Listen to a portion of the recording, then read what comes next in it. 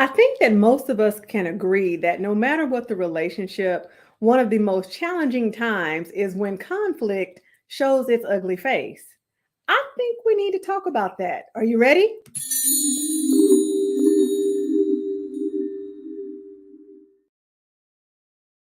Welcome back to my channel. My name is Stephanie D. McKenzie, and I am your favorite empowerment coach. And so I want to welcome you back if you've been here before. And if you haven't been here before, great to meet you with my lame little air handshake. So, listen, I wanted to talk about conflict resolution because I think, of course, we all have encountered conflict.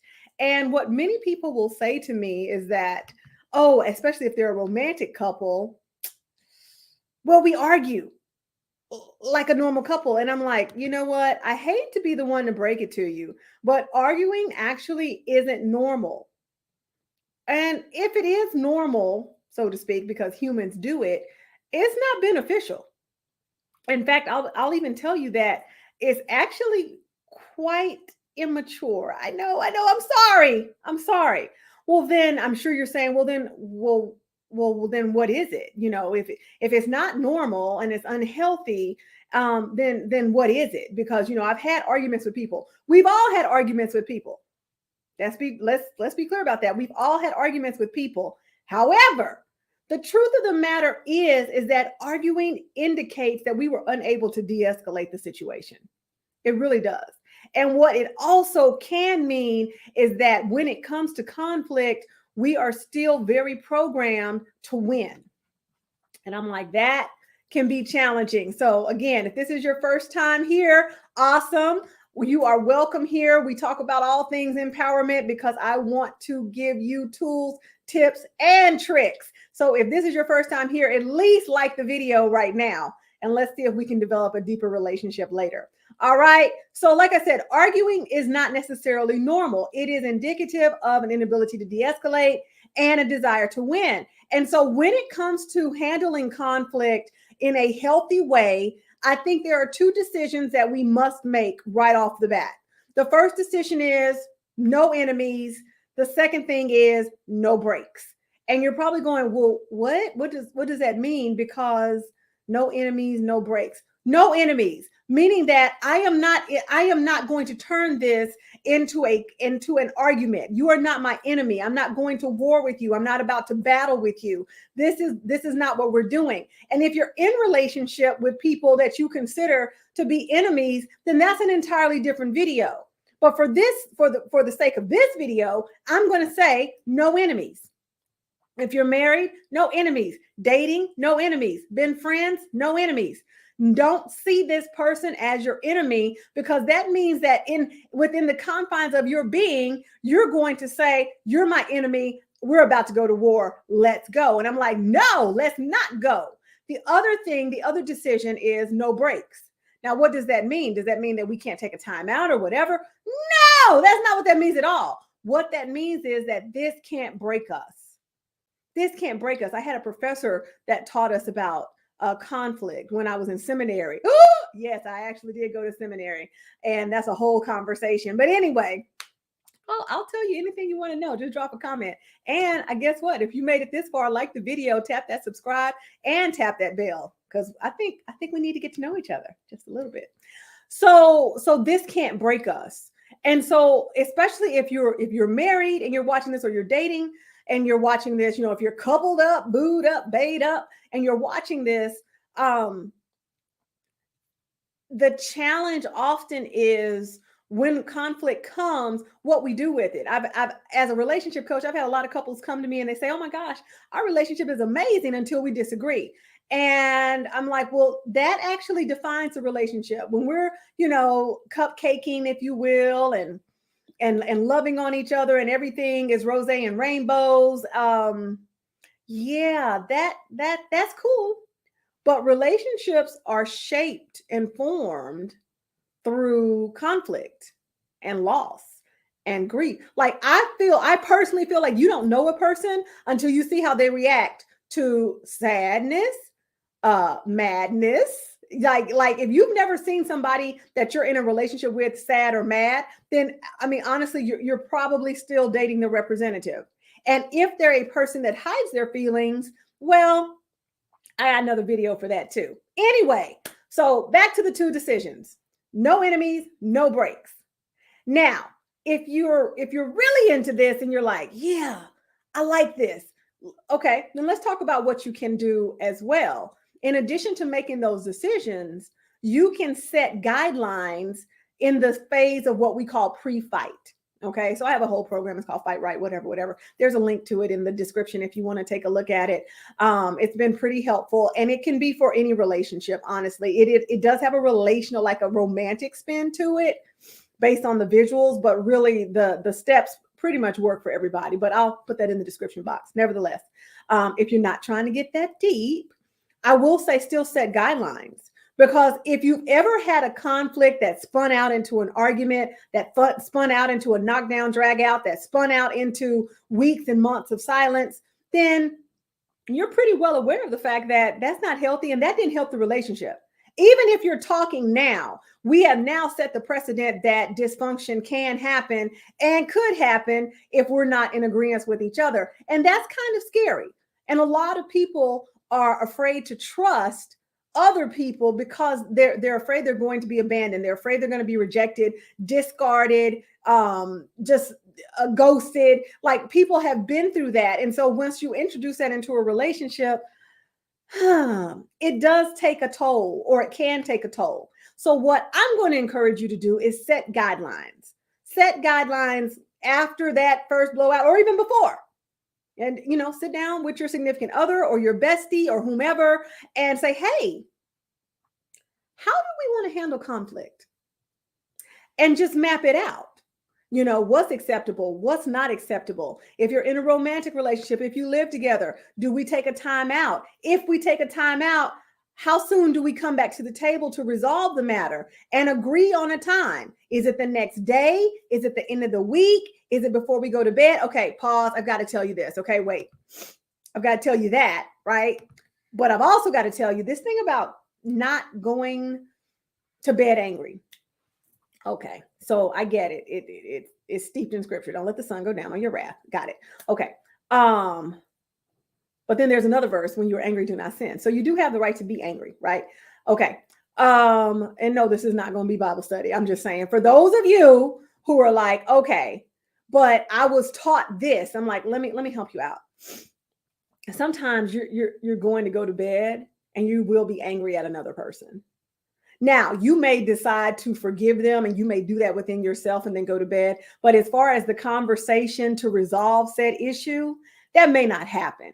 So for you husbands and wives or you cohabitators that are like, no, we've got to deal with this tonight because we don't want to go to bed angry. Lies. Just throw that away. Okay. Because if it's not working for both of you, then it's not working. And how are those conversations really turning out for you? Because they're being forced.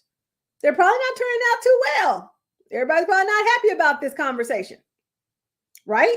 Right. So that being said, if you're living your life based on we can't go to bed angry, let me be the first to tell you, yes, you can. And it might be better for your relationship if you agree to say, hey, we're not going to resolve this tonight. I love you. Let's go to bed. And then let's pick this up tomorrow, like we set in our guidelines pre-fight. And I know that sounds, even as I say it out loud, it sounds like a lot. It sounds very methodical, but in my experience and in using this particular tool with couples, we have found that when you work it, it works. This way, everybody knows. And nobody is saying, well, when are you going to talk to me? Well, when are we going to talk about this? We've already set the guidelines pre-fight. We've already done that.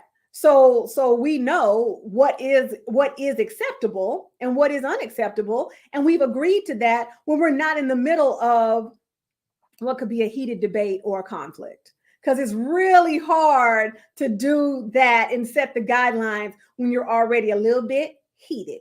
Just saying. So the next thing that I think is really important, and this, and I alluded to it just a moment ago, forgiveness. Forgiveness is key.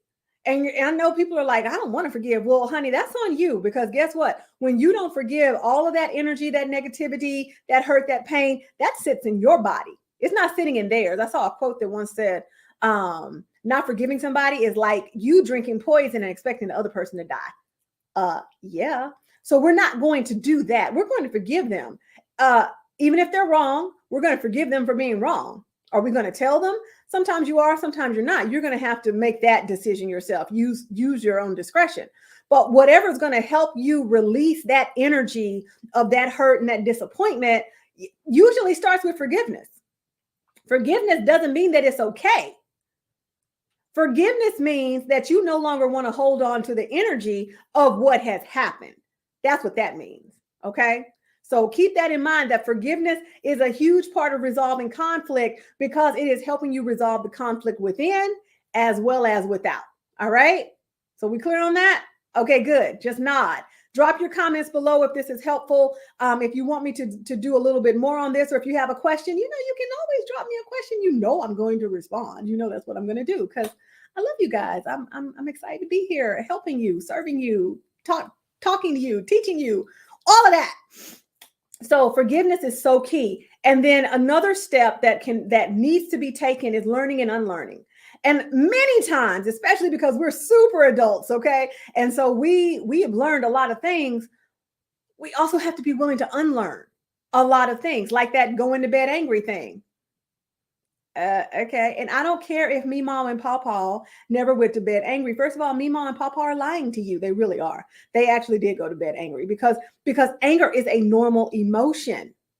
It is what we do with anger that determines whether the conflict is going to build us or break us, because those are the options. Conflict is not bad. It's really not. It's an opportunity for us to learn and to unlearn. But the way we handle it, if every time we have a conflict, we end up arguing and we want to cuss each other out and call each other crazy names and slam stuff and punch walls, first of all, you need to see somebody for anger management. But secondly, that's not building us, that's breaking us.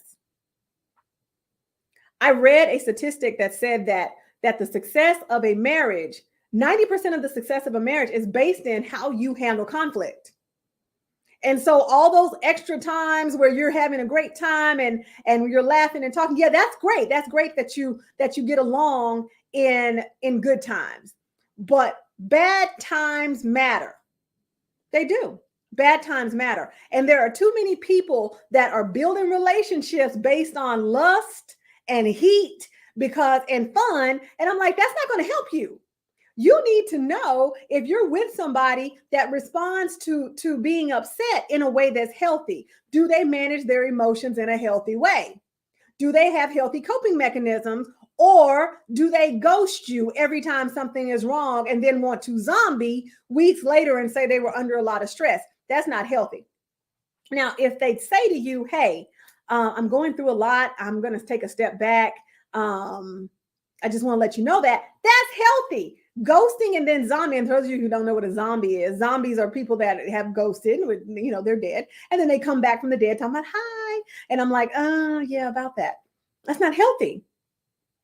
That means that you might be dealing with a hider or a runner. Do you want to deal with that? So one of the criteria that we need to have for creating and building relationships should be around, how do you handle conflict? What happens when you get mad? What happens when you are sad? What happens when you're disappointed? What happens when you don't get your way? What happens when you don't get your way? How does that work out? Just saying. What happens if you're disappointed in me? Are you going to tell me, or are you going to ghost me?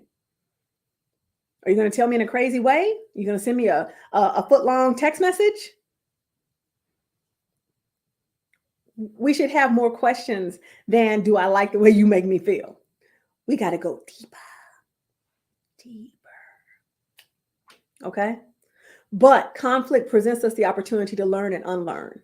And especially if it's a relationship that we care about, the truth of the matter is that as humans, we are allowed to evolve. That's the gig, right? Evolve or die. So we're allowed to evolve. And in a relationship, it becomes even more necessary that we grow and evolve. And for me, if we're talking about a romantic relationship, that brings me to one of my favorite Stephisms. If we grow together, we can go together. Do you like it? Do you like it? If you like it, do the thing. Hit subscribe. Do that. But that's meaningful to me, because people will say, oh, we've been together 6 years. Well, if for 5.5 of it you've been arguing like cats and dogs, that's not fruitful to me. That's not even impressive. People that have been married 20, 30 years and 19 of it has been pure hell. No, that's not impressive to me. Length and strength are two different things. The length of a relationship doesn't mean that it's a strong relationship. But again, these are things that we have learned over time. We have begun to value the length of a marriage versus the strength of a marriage, because oftentimes you can only see what you can see. Those of you who are empathic and intuitive, we see more than that. So we don't care how many pictures you post of your fantastic vacation. We are reading that energy, babe. We are reading it. We see you. Boom, we see you. So at the end of the day, if we're not growing, or if I'm growing and he's not growing, or he's growing and I'm not growing, if we can't grow together, then we can't go together, because at some point there will be friction and there will be tension, and then somebody's going to be mad. And if there's resentment, then what? So I say all that to say, I'm like, I just said a lot. I say all that to say that conflict can be good if you let it. It can be. We shouldn't have to run from conflict to manage it. Now, if you've had a history of conflicts running amok, I get it. But here's the thing. If you've had situations where conflict ran amok with other people, don't project that stuff into your relationships now. Give your new relationships the opportunity to do their thing. Don't make your next your ex. Don't do that in your head. Don't treat your next like your ex, or like your ex treated you, and respond to it. I know that was a really convoluted, but whatever. I think you got what I'm saying. All right. Because too many times we run as humans, we will run from conflict. And I'm like, conflict can help us. It can build us. It can make us stronger. It can help us learn. It can expose areas of ourselves that we need to deal with, wounds that we haven't attended to or attended to properly.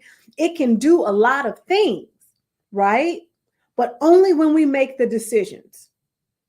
2 decisions, because this is conflict resolution for beginners, so to speak. This is kind of a primer, right? So I'm not going to give you the whole like dig deep spiel. 2 decisions: no enemies, no breaks. No enemies, no breaks. No enemies, no breaks. No enemies, no breaks. Let's see how that works out.